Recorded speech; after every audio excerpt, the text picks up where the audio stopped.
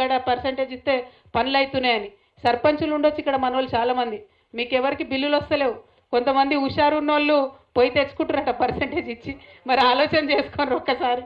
So ఎంత భయంకరంగా ఉందంటే ఇక్కడ ఈ ప్రభుత్వం పరిస్థితి.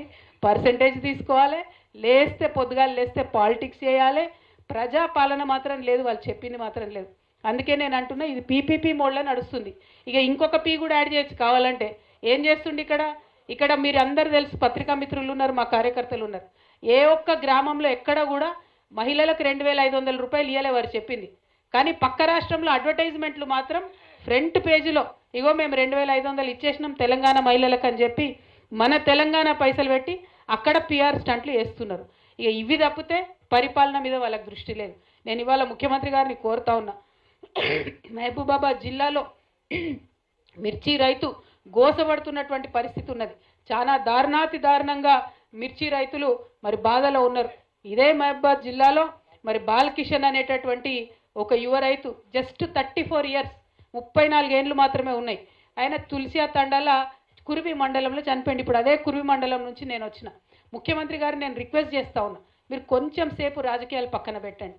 మీరు రైతు భరోసా వేసినామన్నారు, నిజంగా ఎవరికి వస్తలేదు వాస్తవానికి. అది మీకు ఎవరైనా మీ నాయకులు చెప్తున్నారో చెప్తలేదో మాకు తెలియదు, మేము చెప్తా ఉన్నాం వస్తలేదు.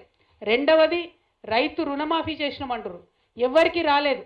పైగా ఇది మహబూబాబాద్లో ట్రైబల్ జిల్లాలో ఏం జరుగుతుందంటే కుటుంబంలో ఉన్న ప్రతి ఒక్కరు వ్యవసాయంలో ఉంటారు. అంతకుముందు కేసీఆర్ గారు రైతు బీమా ఇచ్చింది. రైతు బీమా ఏంగానే అప్పటి వరకు 2 ఎకరాలు ఒకటే పెద్ద ఆయన పేరు మీద ఉంటుండే, బీమా వస్తుంది కదా అని ఇప్పుడు కుటుంబంలో 4 ఉంటే 4 పేరు మీద కూడా కుటుంబ సభ్యులందరూ చేసుకున్నారు.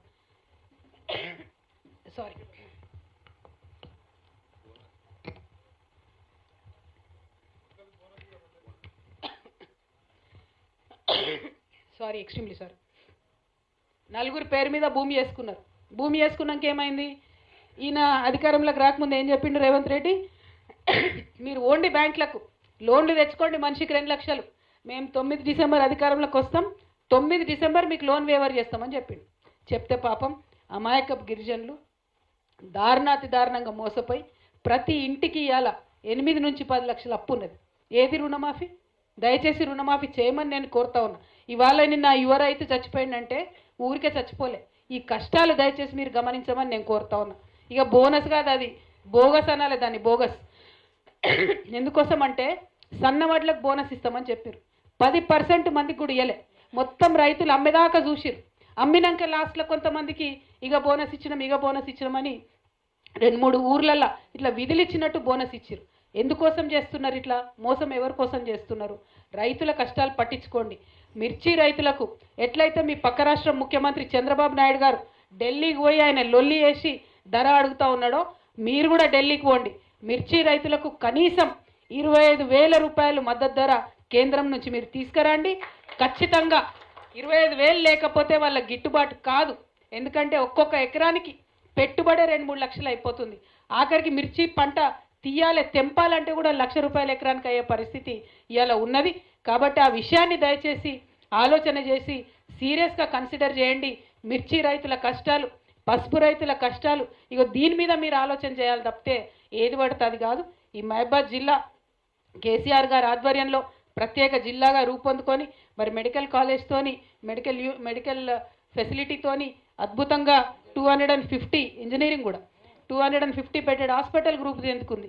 మరి ఇలా మరిపెడలో 100 బెడ్లతో మనం హాస్పిటల్ ఇచ్చినాం, కానీ అది మాత్రం ఎక్కడ ఉన్నది అక్కడనే ఉన్నది. ఇలా దాని మీద పట్టించుకోండి, అటువంటి అంశాల మీద పట్టించుకోండి. ఇంకా ఘోరం ఏంటంటే మొన్న మహబూబాబాద్ ఖమ్మం కలిసి వరదలు వచ్చినాయి. వరదలు వస్తే సీఎం గారిని హడావుడిగా తీసుకొచ్చి సీతారాం తండా అని చెప్పి, అది ఓన్లీ 25 ఇండ్లు ఉన్నాయి అంతే, ఎక్కువేం లేవు దాంట్లో. ఇప్పుడు రాంగరంగా మేము చూసుకుంటూ వచ్చినాం. ఆకేరు వాగుపోతే సీతారాం నాగ్ తండా అని ఉన్నది, ఓన్లీ 25 హౌసెస్ ఉన్నది. ఇవాళ నేను ఛాలెంజ్ చేసి చెప్తున్నా, సీఎం గారు పోయి మొత్తం ఆ తండా చూసి వెళ్ళిపోయాడు. ఏం చెప్పిండ్రు? మొత్తం ఇక్కడ తీసి మిమ్మల్ని ఇంకొక దగ్గర ఇండ్లు ఇస్తాం, రోడ్లు వేస్తాం, ఫెసిలిటీస్ ఇస్తామని చెప్పారు. ఇంతవరకు వాళ్ళకి ఏమి ఇవ్వలే. సీఎం గారు పర్యటనకు వచ్చే ముందు వాళ్ళు ఏమైనా వ్యతిరేకిస్తారేమో అని మనిషికి 10,000 వాళ్ళకి ఇంటికి ఇచ్చిరు తప్పితే ఇంతవరకు ₹1 ఇవ్వలే. ఆనాడు వరదలో ప్రజలు కష్టాల్లో ఉన్నప్పుడు అప్పుడు కూడా మోకాల్లో నీళ్లుంటే ఇవే మా ఆడబిడ్డలు, ఇవే మా బీఆర్ఎస్ నాయకులు, వీళ్ళే ముంగటుండి వరద బాధితులకు అండగా నిలిచిండ్రు. డైరెక్ట్గా వదిరాజు రవిచంద్రన్న గారు ఒక లారీ నిండా సరుకులు పంపించి ఆయన ఇక్కడ పర్సనల్ డబ్బులతోనే డిస్ట్రిబ్యూషన్ చేయించిండు తప్పితే ప్రభుత్వానికి మనసు రాలేదు. కనీసం ప్రభుత్వం ఒక్క పైసా కూడా ఇయ్యలేదు. అంటే వరదలు వచ్చినా, కన్నీళ్ళు వచ్చినా, కష్టాలు వచ్చినా ఎప్పుడు కూడా మీతో నిలబడి ఉండేది ఈ గులాబీ జెండానే అన్న విషయాన్ని మళ్ళొక్కసారి మహబాద్ ప్రజలందరికీ కూడా తెలియజేస్తూ మరి వాళ్ళు ఇక్కడికి రావడం చాలా సంతోషం.